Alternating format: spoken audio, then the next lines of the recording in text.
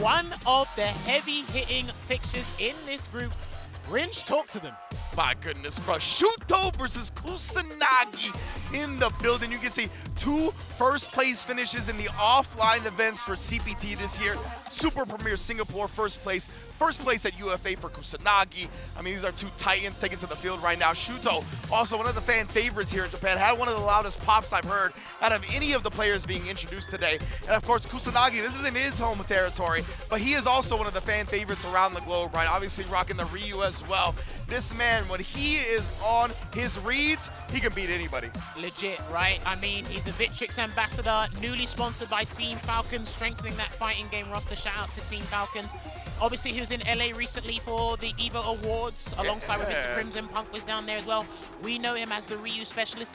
He also was a finalist alongside Mr. Crimson and Kills You at Street Fighter League EU 2024. But I gotta say, man, I'm really impressed with how far he's come as a player over the past decade in general. But one thing I really got to say, right, because his nickname's the Speedster. Yep. He actually used that nickname in Street Fighter League EU as well. Yep. I've been a fan of his movement and his footwork. Yeah. I've been a huge fan of that. It's very scary. I don't want to play him either.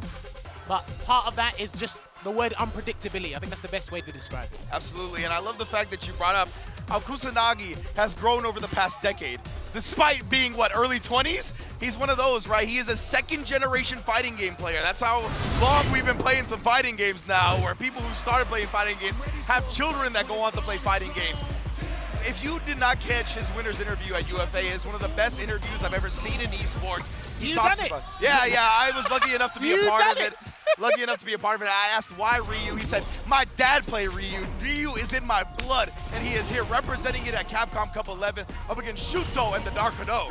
Well, let's see how he handles it, because SHUTO's got some of the strongest AKUMA gameplay. His optimization is up there with some of the best with AKUMA. And I always like when he tries to read a fireball after he throws some of his own. He tries to do a light demon flip, maybe a heavy demon flip here and there. But we'll see how he opens up. There you go. See? Right there. Yes, indeed.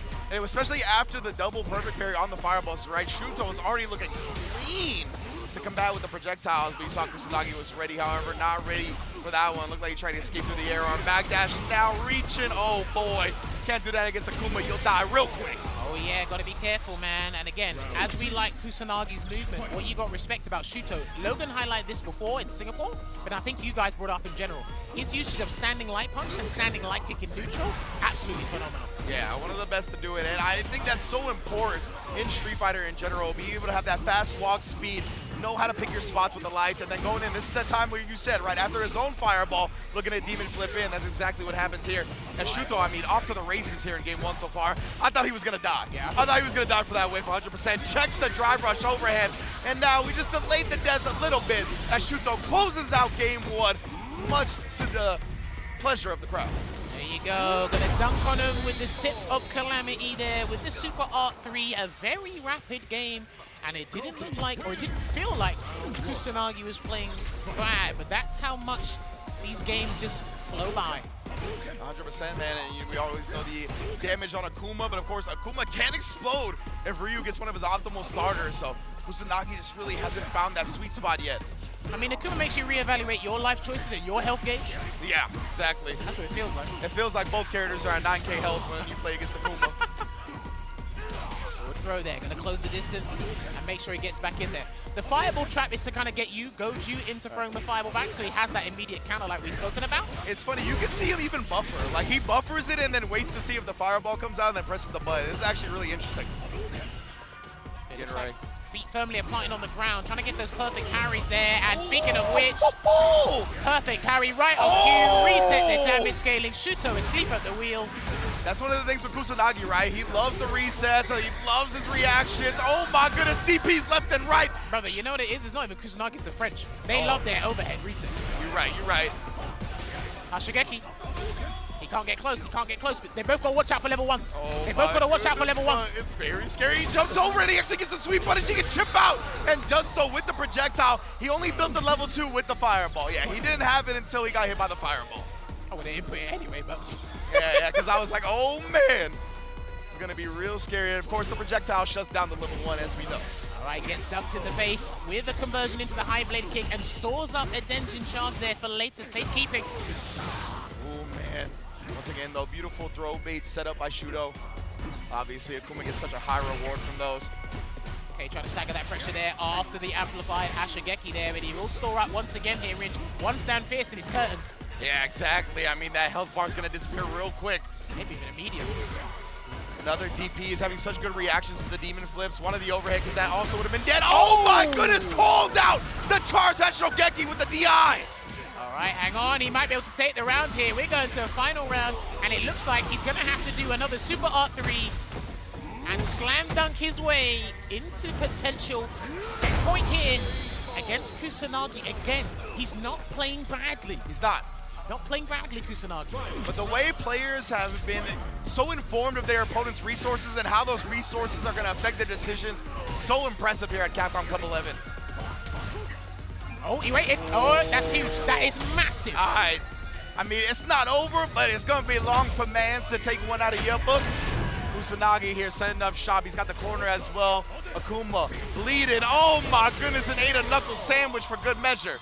All right, so one apiece of the scores on the doors at the moment here, but what I feel from Kusanagi's gameplay is laser focus. We've got a strategy, but there's also disrespect.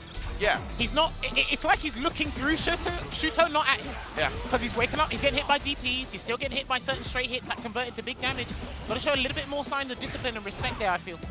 I do feel like, oh my goodness, that was actually a really sick spacing trap.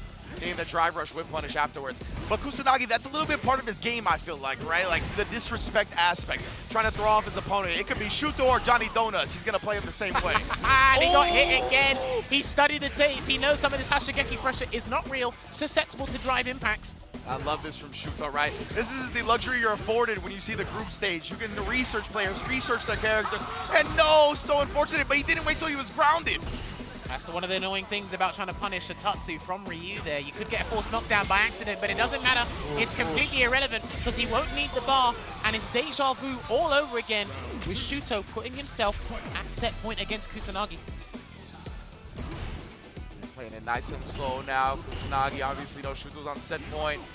Ooh, no check right there. But we saw SHUTO do the drive rush into the OD admin flame earlier, right? So it's a little scary to try and check him right now, but he baits him out.